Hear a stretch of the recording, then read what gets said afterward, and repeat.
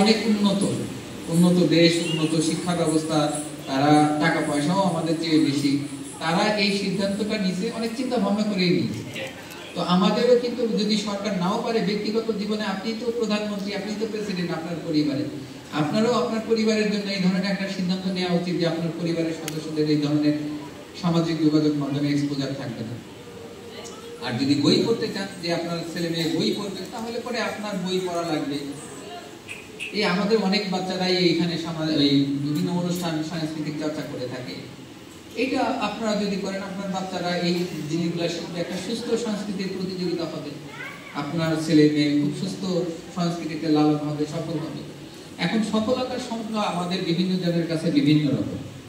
আমরা কেউ কেউ মনে করি যে সরকারি বড় অফিসার হবে, এটা এক ধরনের সফলতা। কেউ কেউ বলি যে না, আমার ছেলে খুব বড় গায়ক হবে, এটা এক ধরনের সফলতা।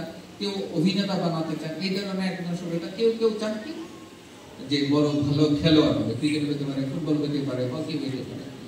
তো এই ধরনের কি করার কারণে আমরা করি কি, আমরা যে বাবা মা চাই আমার ছেলে মেয়ে বড় ডাক্তার কিংবা ইঞ্জিনিয়ার কিংবা বড় অফিসার হোক, তখন আমরা কি করি, বাচ্চাদের খুব বেশি পরিমাণে চাপ দিই। এই বাচ্চারা যখন জানে যে আমাদের বাবা মা আমার কাছ থেকে প্রতি রকমের প্রত্যাশা করে, তখন এক ধরনের চাপ তৈরি হয়। সেই চাপটা আমরা যারা গার্ডিয়ান আছি তারা বিভিন্ন ভাবে দিয়ে থাকি, যে ওই পরিবারের ছেলে যদি ফার্স্ট হয়, তুমি কেন ফার্স্ট হইতে পারো না, কেন তোমাকে কি কম কিছু কিনে দেই, এইটা এক ধরনের চাপ।